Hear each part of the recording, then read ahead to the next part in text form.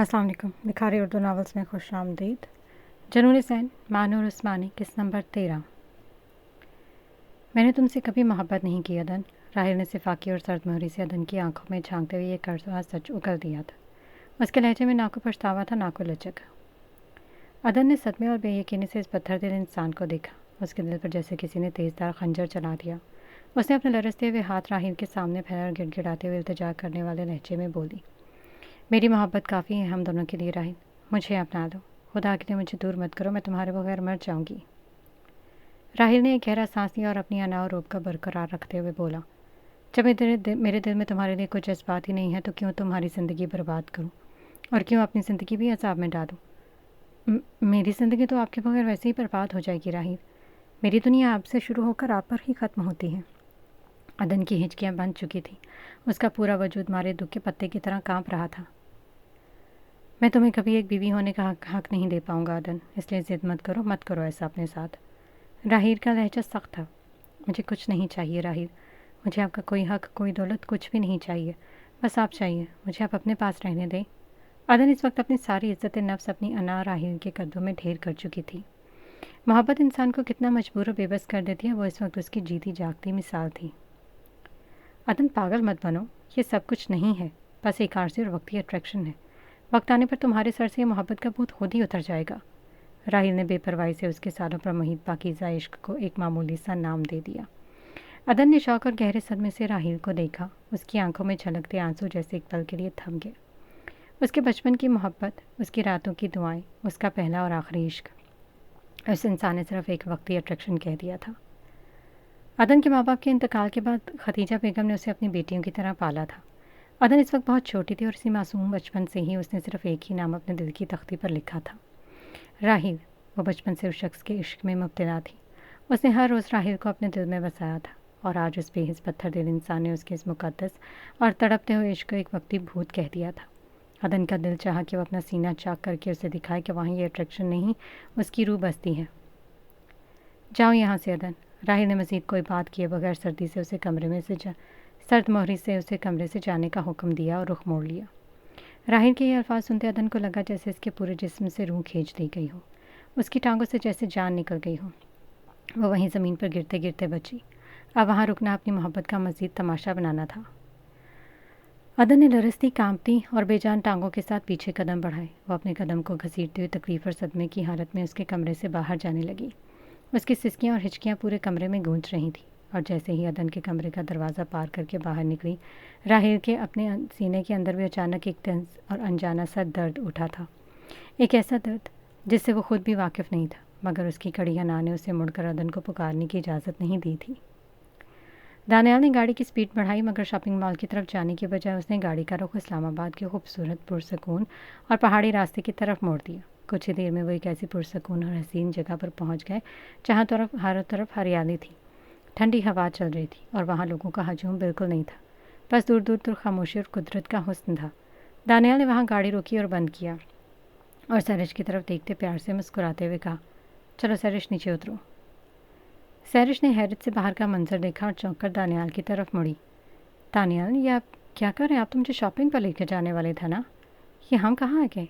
दानियाल ने अपनी seat belt खोल दी और शरारत और मोहब्बत से भरपूर नज़रों से उसे देखते बोला, बिल्कुल भी नहीं, मैं तुम्हारे साथ अकेले में सुकून का वक्त गुजारना चाहता था और नाया फूफा से तो शॉपिंग का बहाना मैंने इसलिए किया था क्योंकि वो तुम्हें मेरे साथ वैसे तो बाहर घूमने आने ही ना देती। सैरिश ने बेयकीनी और धक धक करते दिल के साथ दानियाल को देखा। उसके गालों पर हया की सुर्खी दौड़ गई। वो अंदर ही अंदर खुश तो बहुत ही, मगर अम्मी के गुस्से का खौफ भी था। नहीं दानियाल, अम्मी को पता चला तो वो बहुत गुस्सा करेंगी। प्लीज़ आप गाड़ी वापस मोड़ें, हमें वापस घर चलना है। सैरिश ने अपने दुपट्टे को उंगलियों पर लपेटते हुए हकलाकर कहा। दानियाल ने धीमे से एक दिलकश मुस्कुराहट सजाई। उसने आगे बढ़कर सैरिश का नाजुक हाथ अपनी मजबूत गिरफ्त में लिया और गाड़ी का दरवाज़ा खोलकर उसे बाहर निकलते हुए नरमी से बोला, कुछ नहीं होगा, जब तक दानियाल तुम्हारे साथ है तुम्हें किसी से डरने की कोई ज़रूरत नहीं। अब आओ भी। दानियाल का ये प्यार भरा अंदाज सैरिश को बिल्कुल मौम कर गया। वह बिना कोई मज़ीद नखरा किए गाड़ी से नीचे उतर आई। वो दोनों चलते इस खूबसूरत पहाड़ी मकाम के किनारे पर आ गए जहाँ से इस्लामाबाद का एक बेहद दिलफरीब और शानदार मंजर दिखाई दे रहा था और ठंडी ताज़ा हवा इनके चेहरों को छू कर गुजर रही थी। सहरिश का दिल दानियाल के इतने करीब होने पर बहुत तेज़ी से धड़क रहा था और वो झुकी नज़रों के साथ दानियाल के बराबर में खड़ी जादुई पल को अपने अंदर उतार रही थी। दानियाल ने सहरिश का हाथ नहीं छोड़ा था। वो नरमी से इसका हाथ थामे से उस खूबसूरत जगह पर बने एक पुरसकून कॉर्नर की तरफ ले आया, जहाँ न्यायालय के बीच एक लकड़ी का बेंच पर लगा था और सामने इस्लामाबाद की खूबसूरत पहाड़ियाँ धुंध में लिपटी हुई नजर आ रही थीं। ठंडी हवा का एक झोंका आया तो सहरिश के चेहरे पर गिरी जुल्फ़ों की चंद लटें उड़ने लगी, जिन्हें उसने अपने कान के पीछे अड़सना चाहा। सहरिश, दानियाल ने बहुत गहरी और मध्यम आवाज़ में उसे पुकारा और उसके सामने आ खड़ा हुआ, जिससे सहरिश की धड़कनें एक पल को रुक सी गई। जी, सहरिश ने झुकी हुई नज़रों के साथ धीमे से जवाब दिया। दानियाल ने अपना दूसरा हाथ आगे बढ़ाया, मोहब्बत से इसके गाल को छूते उसके चेहरे पर आने वाले बालों की लट को नरमी से पीछे किया। उसके लम्स की तपिश सहरिश के पूरे वजूद में सनसनी की तरह दौड़ गई। तो मैं अंदाज़ा भी नहीं लगा सकती कि तुम इस वक्त कितनी हसीन लग रही हो, दानियाल ने सहरिश की झील जैसी गहरी आंखों में आंखें डालकर कहा। उसके लहजे का यह चूतापन और संजीदगी सहरिश के दिल पर वार कर गई। दानियाल प्लीज़, कोई देख लेगा। सहरिश ने शर्म से लाल होते दानियाल के सीने पर अपना हाथ रखकर उसे थोड़ा सा पीछे धकेलना चाहा, मगर दानियाल ने वो हाथ भी अपनी गिरफ्त में ले लिया और एक कदम मज़ीद इसके करीब हो गया। अब इन दोनों के बीच का फासला बिल्कुल ख़त्म हो चुका था।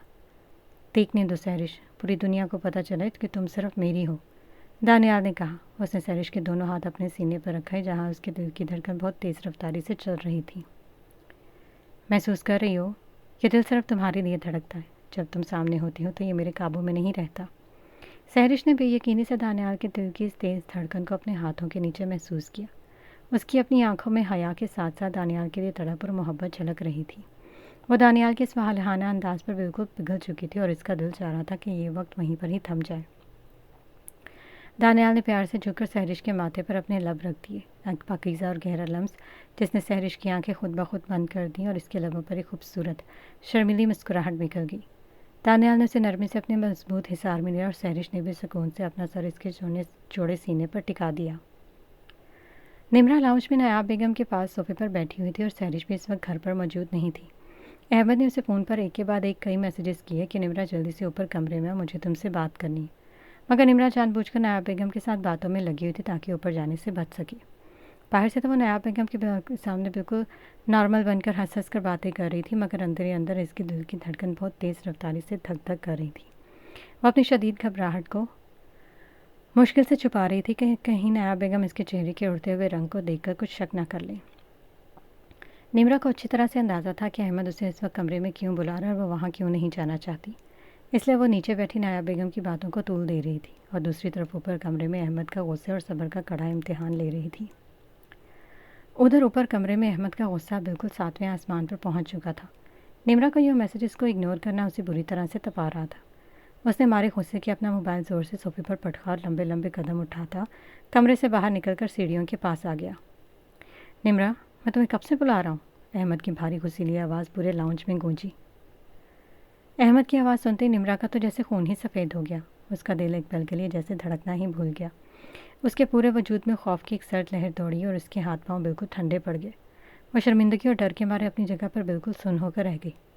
कमरे में आओ, मुझे तुमसे बात करनी है, अहमद ने हुक्म चलाने वाले लहजे में निमरा को देखा और ये कहकर वो अपने कमरे की तरफ चला गया। अहमद के जाने के बाद लाउंज में एक सेकंड के लिए गहरा सन्नाटा छा गया। निमरा नायाब बेगम के सामने बुरी तरह शर्मिंदा हो गई। उसका चेहरा लाल हो गया था और वो नज़रें झुकाए अपने दुपट्टे को मरोड़ने लगी। नायाब बेगम ने निमरा की इस घबराहट और शर्मिंदगी देखा तो इसके लबों पर एक धीमी सी मुस्कुराहट आई। जाओ बेटा, अहमद को भी काम होगा, देखो कब से बुला रहा है तुम्हें। जी अम्मी, निमरा ने धीमी और शर्मीली आवाज़ में जवाब दिया। वो लरसते हुए सोफे से उठी, अपना बैग संभाला और धक धक करते दिल के साथ भारी कदमों से सीढ़ियाँ चढ़कर अहमद के कमरे की तरफ बढ़ने लगी, जहाँ अहमद गुस्से से भरा इसका मुंतज़िर था। निमरा ने लरसते और डरते हुए कमरे के दरवाजे का हैंडल घुमाया और जैसे ही वो ऐसा से दरवाज़ा खोलकर अंदर दाखिल हुई, अगले ही पल एक ज़ोरदार झटके से दरवाज़ा बंद हुआ। इससे पहले निमरा कुछ समझ पाती ही अहमद ने शिद्दत और जुनून से इसका बाजू पकड़ा, उसे खींचकर सीधा कमरे के बंद दरवाजे के साथ पटक दिया। निमरा के हलक से मासूम और दर्द भरी हल्की सी चीख निकल गई और उसने डर के मारे फ़ौरन अपनी आंखें बंद कर ली। उसका पूरा वजूद अहमद के इस अचानक और कड़क मार पर कांप उठा था। कब से मैसेजेस कर रहा हूँ, आ क्यों नहीं रही थी तुम, अहमद ने दबी दबी गुस्सीली आवाज़ में पूछा। उसे निमरा का जबड़ा अपनी उंगलियों की गिरफ्त में लिया। اس کا لہجہ اور آنکھیں ہمارے غصے کے بالکل سرخ ہو رہی تھیں، مگر اس نے گرفت کو بالکل بھی سخت نہیں کیا تھا۔ وہ غصے میں ضرور تھا، پر وہ اپنی جان، اپنی نمرا کو تکلیف دینے کا سوچ بھی نہیں سکتا تھا۔ وہ اسے کبھی درد نہیں دے سکتا تھا۔ وہ امی باتیں کر رہی تھی تو میں کیسے آتی؟ نمرا نے لرزتی ہوئی آواز میں نظریں جھکا کر ہکلا کر اپنی صفائی پیش کرنے کی کوشش کی۔ اس کے گلابی لب مارے خوف اور حیا کے کانپ رہے تھے۔ اچھا، تو اس کا مطلب ہے میری جذبات میری تمہاری نظر میں کوئی اہمیت ہی نہیں ہے؟ احمد نے مسکراہٹ کے ساتھ اس کے چہرے کو مزید اپنی طرف اٹھایا۔ احمد کی یہ بات سن کر نمرا نے جلدی سے نفی میں سر ہلایا۔ نہیں، ایسی کوئی بات بھی نہیں ہے احمد۔ احمد نے اس کے چہرے کو ذرا سا اور اوپر اٹھایا۔ اس کی آنکھیں ہمارے جنون کی گہری ہو رہی تھیں۔ اگر میں آئندہ تمہیں بلاؤں تو بات کو نہ ماننے کی غلطی دوبارہ مت کرنا، سمجھی؟ اس کی آواز میں روب تھا۔ جی۔ نمرا کے لرزتے ہوئے لبوں سے میں مشکل یہی ایک لفظ نکل پایا۔ احمد کی نظریں اس کے چہرے پر جمی ہوئی تھیں۔ نمرا کے وہ معصوم، گلابی اور مارے خوف و حیا کے بری طرح تھر تھراتے لب دیکھ کر احمد کے اندر جیسے کوئی بارود پھٹا تھا۔ اس کا دل مارے بے قراری کے دھک دھک کرنے لگا۔ نمرا کے لبوں کی وہ دلکش سرخی اور معصومیت احمد کا سارا ضبط، سارا روب ایک پل میں بہا کر لے گئے۔ وہ اپنے جذبات پر قابو کھو چکا تھا اور اس کا برا حال ہو رہا تھا۔ اس نے نمرا کے جبڑے پر اپنی گرفت کو نرم کیا، لیکن اس کا جھکاؤ نمرا کی طرف بڑھنے لگا تھا۔ احمد کی گرم سانسیں نمرا کے چہرے کو چھو رہی تھیں، جس سے نمرا کا دل سینے سے باہر آنے کو بے تاب تھا۔ احمد، نمرا نے دھیمی لرزتی ہوئی آواز میں اسے پکارنا چاہا، لیکن احمد نے اسے بولنے کا موقع ہی نہ دیا۔ وہ شدت سے نمرا کے چہرے پر جھک گیا، جیسے کوئی پیاسا برسوں بعد پانی کے چشمے پر جھکتا ہے۔ نمرا کی آنکھیں مچ گئی اور اس کے ہاتھ احمد کے کندھوں پر جم گئے۔ احمد کی یہ شدت اور جنون نمرا کے لیے بالکل نیا اور اچھوتا تھا۔ اس کا لمس کسی دہکتے ہوئے انگارے کی طرح تھا، جس نے نمرا کے پورے وجود میں ایک سنسنی دوڑا دی۔ نمرا کا دم جیسے روکنے لگا۔ وہ اس کی گرفت میں تڑپ اٹھی۔ اس نے احمد کے کندھوں کو ہلکا سا دھکیلنے کی کوشش کی، مگر احمد اس وقت جیسے کسی اور ہی دنیا میں تھا۔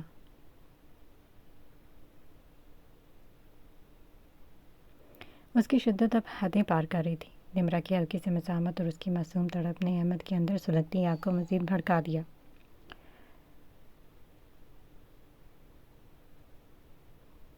کمرے کی خاموشی میں نمرا کی دھیمی اور سسکیاں گونجنے لگی، جو احمد کے اس حاکمانہ گرفت اور بے پناہ تپش کا منہ بولتا ثبوت تھی۔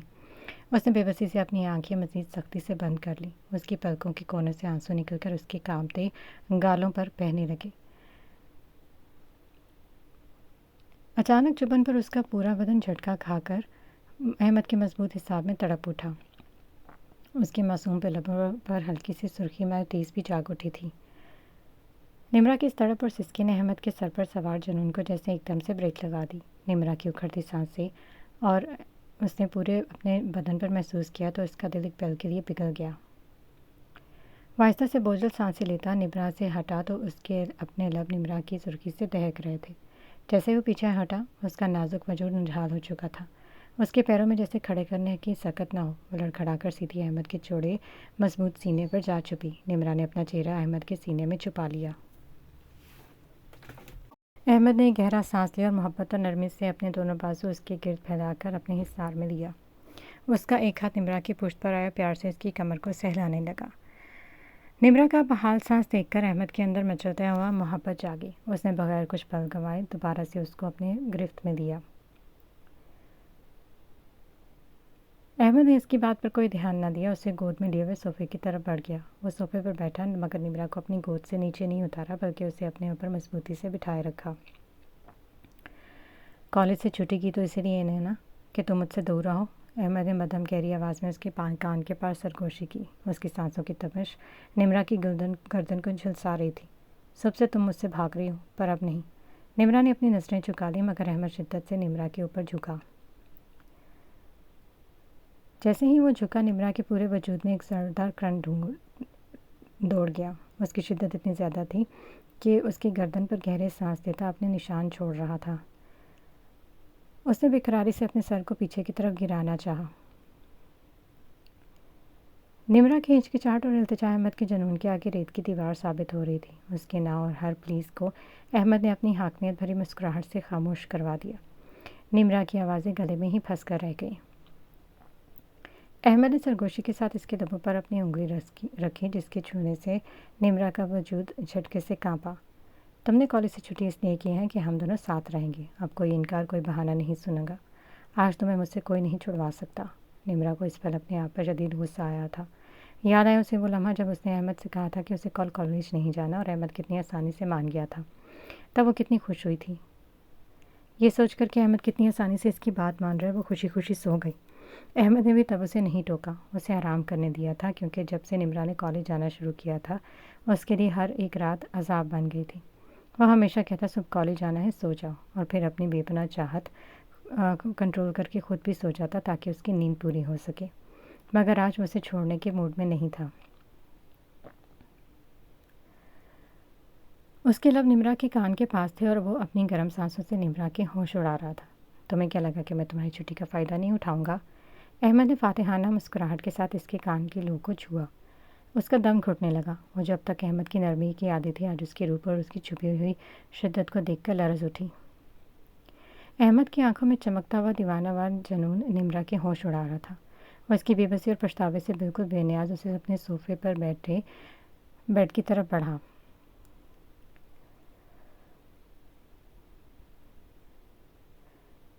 نمرا بیڈ کی چادر کو اپنی مٹھیوں میں دبوچ چکی تھی۔ دل ہی دل میں وہ خود کو کوس رہی تھی اور اس کی دل کی دھڑکنیں اپنے عروج پر تھیں۔ وہ اپنی اس نادانی پر بری طرح سے پچھتا رہی تھی کہ اس نے کالج سے چھٹی کیوں کی۔ کاش وہ چلی جاتی، کاش وہ احمد کی اس عیارانہ اور خاموش رضامندی کے پیچھے چھپے طوفان کو بھانپ پاتی، مگر اب بہت دیر ہو چکی تھی۔ احمد کی شدت اب لمحہ بہ لمحہ بڑھتی جا رہی تھی، جیسے وہ ہر گزرتے پل کے ساتھ اپنے ضبط کے تمام بندھن توڑ رہا ہو۔ اس نے دیوانگی سے اسے اپنی چاہت سے روشناس کروایا تھا تاکہ وہ کوئی مزاحمت نہ کر سکے۔ اس کی نظریں نمرا کے چہرے کے ایک ایک زاویے پر گھوم رہی تھی جو حیا سے سرخ ہو چکا تھا۔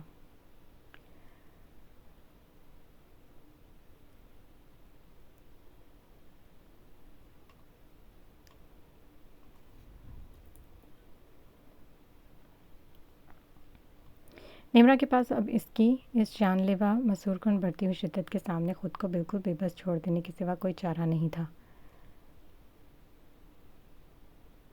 اسد نے بوجھل دل اور لرزتے ہاتھوں کے ساتھ گاڑی چلائی اور بالآخر گلنین کے گھر کے کچھ فاصلے پر لا کر بریک لگا دی۔ گاڑی رکتے گلنین نے بغیر ایک پل ضائع کیا اسد کی طرف دیکھے بغیر گاڑی کا دروازہ کھولا اور باہر نکل آئی۔ وہ تیز تیز قدم اٹھاتی اپنے گھر کے گیٹ کے اندر داخل ہو گئی، جبکہ اسد کچھ دیر وہیں کھڑا حسرت اور تڑپ سے اس کے جاتے وجود کو دیکھتا رہا، اور پھر ایک گہرے طوفان کے ساتھ گاڑی وہاں سے بھگا کر لے گیا۔ دوسری طرف بالکنی میں کھڑا زین سکندر یہ سب دیکھ رہا تھا۔ جیسے اس کی نظروں نے سڑک کے پر اسد کی گاڑی کو رکتے اس میں گلنین کو اترتے دیکھا، زین کے پورے وجود میں جیسے آگ لگ گئی۔ اس کا خون ایک پل میں ابل پڑا، اس کی گہری سرمئی آنکھیں شدید غصے اور خون کی طرح سرخ ہو گئیں اور اس کے چہرے کے تاثرات کٹھور اور کڑک ہو گئے۔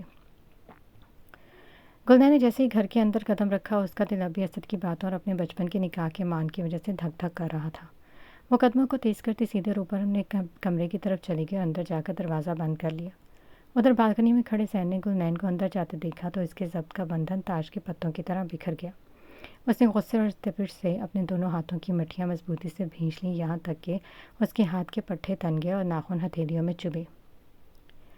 وہ اپنی غیرت اور پوزیسونیس پر ایک پل کو قابو کھو چکا تھا کہ اس کے نکاح میں موجود لڑکی کسی دوسرے مرد کی گاڑی سے اتر کر آ رہی ہیں۔ زین لمبے لمبے ڈگ اٹھاتا غصے کی حالت میں اپنے کمرے سے باہر نکلا اور سیدھا گلنین کے بند دروازے کے سامنے جا کر کھڑا ہو گیا۔ زین ایک زوردار جھٹکے سے گلنین کے کمرے کا دروازہ کھولا، جس کی دھماکے دار آواز پورے کمرے میں گونجی۔ کمرے کے اندر گلنین ابھی ابھی آئی تھی۔ اس کا بیگ اور دوپٹہ صوفے پر بکھرا پڑا تھا اور وہ خود ڈریسنگ مرر کے سامنے کھڑی بال ٹھیک کر رہی تھی۔ دروازے کے اس اچانک اور خوفناک دھماکے پر وہ اچھل پڑی اور ڈر کے مارے جھٹکے سے پیچھے مڑی۔ سامنے کھڑے غصے سے تپتے زین کو دیکھ کر اس کا حلق خشک ہو گیا۔ آپ؟ زین کے اندر اس وقت طوفان چل رہا تھا، اسے کچھ سنائی نہیں دے رہا تھا۔ اس نے ایک وحشیانہ قدم بڑھایا، بے حد بے دردی سے گلنین کا بازو اپنی مضبوط گرفت میں لیا اور اسے زور سے کھینچ کر سیدھا دیوار کے ساتھ پٹخ دیا۔ اتنی زور سے دیوار کے ساتھ پٹکنے پر گلنین کے منہ سے ایک دردناک اور معصوم سی چیخ نکلی۔ اس کی پیٹھ پر شدید درد ہوا تھا اور درد کی لہر نے اس کے پورے وجود کو ہلا کر رکھ دیا۔ اس کی آنکھوں میں ایک ہی پل میں آنسو تیرنے لگے۔ کیوں کرتی ہو تم ایسا میرے ساتھ؟ زین سکندر کسی زخمی شیر کی طرح اس پر دھاڑا۔ اس کی آواز میں اتنی گرج تھی کہ گلنین کا دل مارے خوف کے کانپنے لگا۔ زین تڑپ کر بولا، جب میں نے تم سے اتنے پاگل پن کی حد تک محبت کرتا ہوں تو تم کیوں میرا بھروسہ توڑتی ہو؟ کیوں نین؟ زین کو اسد کی گاڑی والا وہ منظر اندر ہی اندر کھا رہا تھا۔ اسے معلوم ہی نہیں تھا کہ گلنین نے اسد کو کیا دو ٹوک جواب دیا۔ وہ تو بس اپنی پوزیسونیس میں اندھا ہو چکا تھا۔ گلنین کو آج زین کے اچانک اور خوفناک روپ کی بالکل سمجھ ہی نہیں آئی۔ وہ تو ابھی اسد کا دل توڑ کر اپنے نکاح کے مان کی خاطر سب کچھ داؤ پر لگا کر آئی تھی، اور یہاں آ کر اسے یہ صلہ مل رہا تھا۔ کیا ہوا ہے؟ گلنین نے صدمے سے کانپتے ہوئے روتی ہوئی آواز میں پوچھا۔ اس کی بات سن کر زین کا خون اور زیادہ ابل پڑا کہ اب بھی یہ اتنی معصوم بن کر پوچھ رہی ہے کہ کیا ہوا ہے۔ اس کے اندر کا بارود بالکل پھٹ گیا۔ اس نے آگے بڑھ کر غصے سے گلنین کا نازک جبڑا اپنی انگلیوں کی سخت گرفت میں لیا۔ زین نے اس وقت غصے میں اتنی زور سے اس کا جبڑا جکڑا کہ نین کو لگا جیسے اس کی ہڈیاں بھی ٹوٹ کر بکھر جائیں گی۔ درد کی ایک شدید لہر اس کے چہرے میں دوڑی اور اس کی آنکھوں سے بے اختیار موٹے موٹے آنسو بہہ نکلے۔ کیوں تو میرے نکاح میں ہوتے ہوئے کسی غیر مرد کے ساتھ گھومتی ہو؟ کیوں اس کی گاڑی میں بیٹھ کر باتیں کرتی ہو؟ زین نے اس کے چہرے کو جھٹکا دے کر شفاقی سے کہا۔ گلنین نے گہرے صدمے، دکھ اور تڑپتی ہوئی نظروں سے زین کی سرخ آنکھوں میں دیکھا۔ اس کا دل بری طرح سے لہو لہان ہو چکا تھا۔ کیا واقعی زین کو اس کی آنکھوں میں اپنے لیے چھپے وہ جذبے سچے نظر نہیں آ رہے تھے؟ کیا اسے دکھ نہیں رہا تھا کہ وہ بھی اسی نکاح کی حرمت بچا کر آئی ہے؟ اس کا اپنا مان، اس کا اپنا شوہر اس پر اتنا گھٹیا شک کر رہا ہے۔ یہ دکھ اس کے جبڑے کے درد سے 1000 گنا بڑا تھا، جو اسے اندر ہی اندر مار رہا تھا۔ گلنین کی آنکھوں میں اپنے لیے چھلکتی بے گناہی ہوئے صدمے کو دیکھ کر زین کا غصہ ٹھنڈا ہونے کے بجائے مزید بھڑک اٹھا۔ حسد اور بدگمانی کی پٹی اس کی آنکھوں پر ایسی بندھی تھی کہ اسے گلنین کی خاموش تڑپ میں بھی صرف دھوکہ نظر آ رہا تھا۔ جواب دو مجھے گلنین، خاموش کیوں ہے؟ کیا اس مرد کے ساتھ بیٹھ کر میرے نکاح کا تقدس بھول گئی تھی تم؟ زین نے شفاقی سے چلاتے اس کا جبڑا مزید سختی سے دبا دیا۔ غصے کے مارے اس کا پورا چہرہ تپ رہا تھا اور سانسیں دھوکنے کی طرح چل رہی تھیں۔ زین، خدا کے لیے ایسا مت کریں، میں پاک دامن ہوں، میں نے آپ کے نام کو داغ نہیں لگایا۔ گلنین نے تڑپ کر بے بسی سے زین کے لوہے جیسے مضبوط ہاتھوں پر اپنے نازک ہاتھ رکھے اور گڑ گڑاتے ہوئے التجا کرنے لگی۔ اس کی آواز میں موجود سسکیاں اور بےچارگی کسی کا بھی دل پگھلا دیتی، مگر زین اس وقت اپنے انا کے نشے میں اندھا ہو چکا تھا۔ اس کے نازک نزدیک گلنین کا اسد کی گاڑی میں بیٹھنا اس کی سب سے بڑی خطا تھا۔ بس بند کرو اپنی یہ چھوٹی صفائیاں، میں اپنی آنکھوں پر یقین کروں یا تمہاری اس معصوم شکل پر؟ زین تھاڑا۔ اس کے صبر کا پیمانہ بالکل تبریز ہو چکا تھا اور عقل پر اندھیرے چھا گئے تھے۔ اور پھر اپنے اسی غیرت اور جنونی طوفان میں زید نے بے دردی سے اپنا ہاتھ اٹھایا، گلنین کی اس معصوم آنسوؤں سے بھیگے گلابی گال پر ایک زوردار سنسناتا ہوا تھپڑ رسید کر دیا۔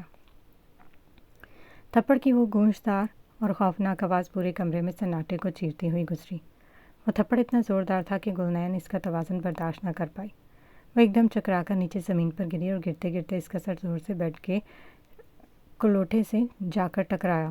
اس کے حلق سے چیخ نکلی اور اپنے سر کو پکڑ کر وہیں ٹھنڈے فرش پر ڈھیر ہو گئی۔ اس کے سر سے درد کی ایک تیز لہر اٹھی تھی جس نے اس کی آنکھوں کے سامنے اندھیرا کر دیا اور گال پر زین کے انگلیوں کے نیلے نشان ابھر آئے۔ زین نے ایک پل کے لیے زمین پر تڑپتی ہوئی گلنین کو دیکھا۔ اس کے اپنے دل میں بھی ایک شدید گسک اٹھی، مگر اس کی کڑک انا اور غصے نے اسے جھکنے نہیں دیا۔ اس نے شفاقی سے رخ موڑا، لمبے لمبے قدم اٹھاتا کمرے سے باہر نکلا، دروازہ بند کر کے جیسے اپنی محبت کا رشتہ ہمیشہ کے لیے ختم کر دیا۔ کمرے میں اب صرف گلنین کی سسکیاں اور گہرا سناٹا تھا۔ وہ گہرے صدمے، بے یقینی اور تڑپتی ہوئی نظروں سے اس بند دروازے کی طرف دیکھ رہی تھی جہاں سے ابھی ابھی اس کا وہ شوہر گیا تھا جس کے مان کی خاطر وہ اپنی دنیا کو ٹھکرا کر آئی تھی۔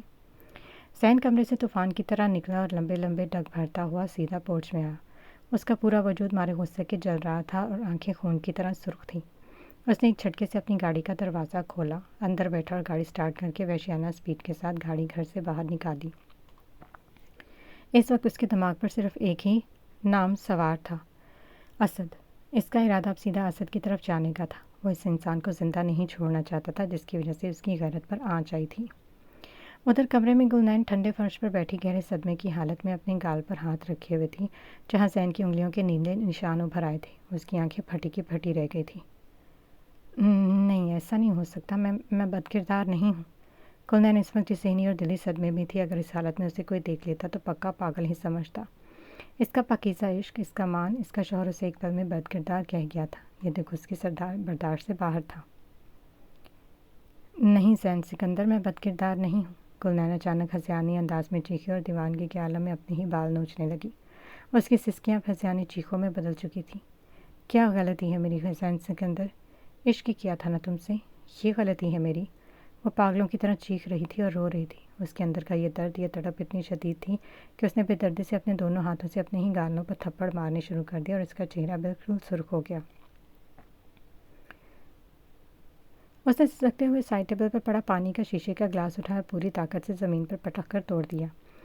نہیں ہوں میں بد کردار، مان جاؤ خدا کے لیے زین۔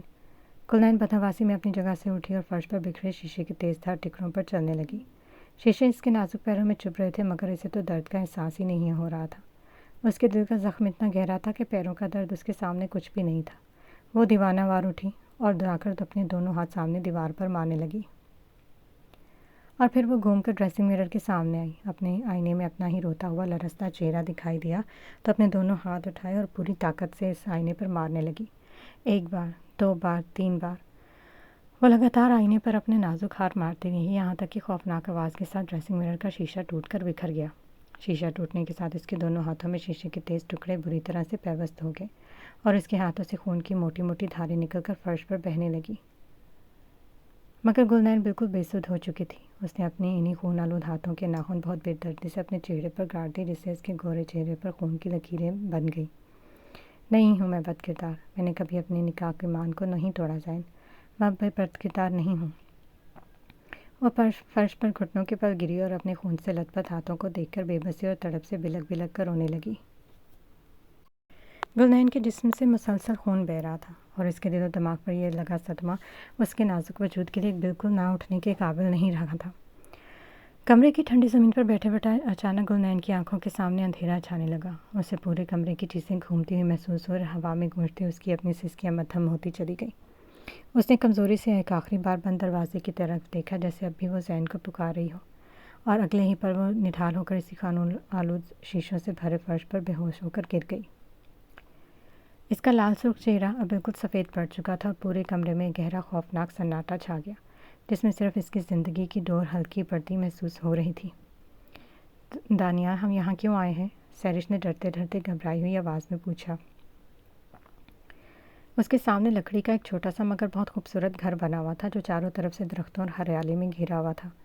سیرش کی اس معصومانہ گھبراہٹ پر دانیال کے لبوں پر ایک دلکش مسکراہٹ ابھر آئی۔ چلو اندر اکیلے ٹائم سپینڈ کرتے ہیں نا، دانیال نے محبت اور شرارت سے مسکراتے ہوئے کہا۔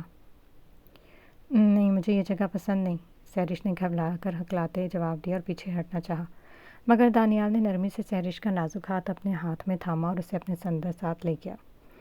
دانیال، سیرش نے ایک بار پھر لرزتی آواز میں اسے پکارا اور اس کے ساتھ اندر بڑھنے لگی۔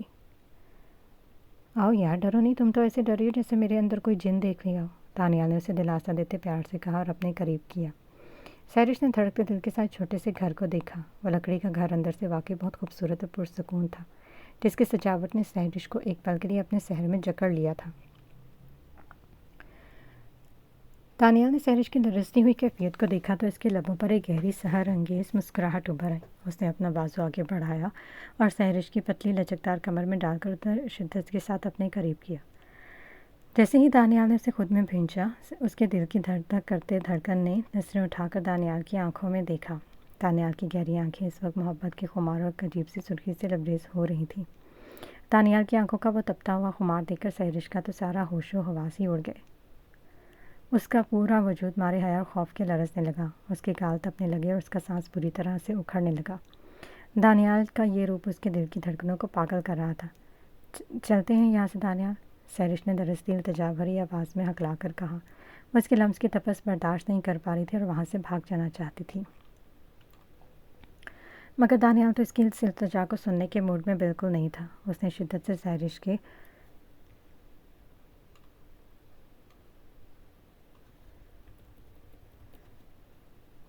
دانیال کی اس ناگہانی اور والہانہ شدت نے سیرش کو بالکل سن کر کے رکھ دیا۔ وہ اس لمس کے لیے تیار نہیں تھے اور اس کا معصوم دل گھبراہٹ کے مارے پسلیاں توڑنے لگا۔ سیرش نے اسے پیچھے دھکیلنے کی کوشش کی۔ وہ دانیال کی اس حاکمیت سے نکلنے کے لیے تڑپ رہی تھی۔ اس نے اس کے سخت حصار پر اپنے کندھے ہلائے اور سر کو دائیں بائیں جھٹک کر خود کو آزاد کروانا چاہا، مگر دانیال تو اس وقت اس کے لمس میں लम्स के खुमार में था कि उसे सहरिश की हल्की फुल्की मुसाफिर महसूस नहीं हुई। वो जितना दूर होने की कोशिश करती, दानियाल की शिद्दत इतनी ही बढ़ती जाती। उसने सहरिश की कमर पर अपनी गिरफ्त को मजबूत किया कि इन दोनों के वजूद का बीच का फासला बिल्कुल ख़त्म हो गया।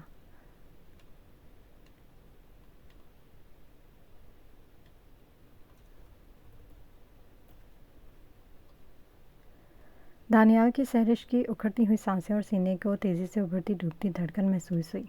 उसका दम घुटने लगा था। वो शायद इस लम्स की ना ताप लाते हुए बिल्कुल नढाल हो रही थी, और उसकी हालत महसूस करते दानियाल ने आराम से भारी सांसें लेते अपने जैसे ही दानियाल पीछे हुआ, सहरिश ने फ़ौरन अपने दोनों हाथों से इसके सीने को हल्का सा धकेला और गहरे गहरे सांस लेने लगी। सहरिश गुस्से से दानियाल को तीखी नज़रों से घूरने लगी, जैसे अभी कच्चा चबा जाएगी। उसने उसका गुस्से से तमतमाता हुआ लाल चेहरा देखा और फिर उसका यूं मासूमियत से घूरना दानियाल के दिल को बहुत भाया, और उसके चेहरे पर एक दिलकश शरीर मुस्कुराहट उभरी तो उसने अपने दांत निकाले। सहरिश अब उसको गुस्से से पांव पटकते हुए कोस रही थी। सहरिश के मुंह फट अंदाज और मासूमाना खफगी पर दानियाल का दिलकश कहकहा निकला, जो इस लकड़ी के खूबसूरत घर में गूंज उठा। उसके गुस्से से महसूस हो रहा था। उसकी नज़रें सहरिश के सुर्ख गालों पर ही जमी हुई थी, जो हया के सुर्खी साफ दिखाई दे रही थी।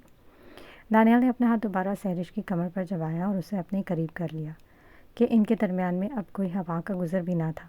सहरिश की आंखें खुद ब खुद बंद होती चली गई। अगली बार दानियाल ने प्यार से अपना माथा सहरिश के तपते हुए माथे से टिका दिया। इन दोनों की गर्म और तेज सांसें एक दूसरे के चेहरों पर बिखरने लगी तो उसका जवाब दे दिया।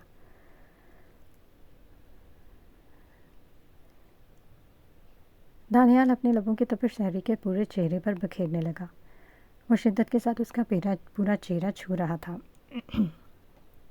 उसके दहकते गाल, नरम पेशानी और फिर उसकी नाजुक सी ठोड़ी।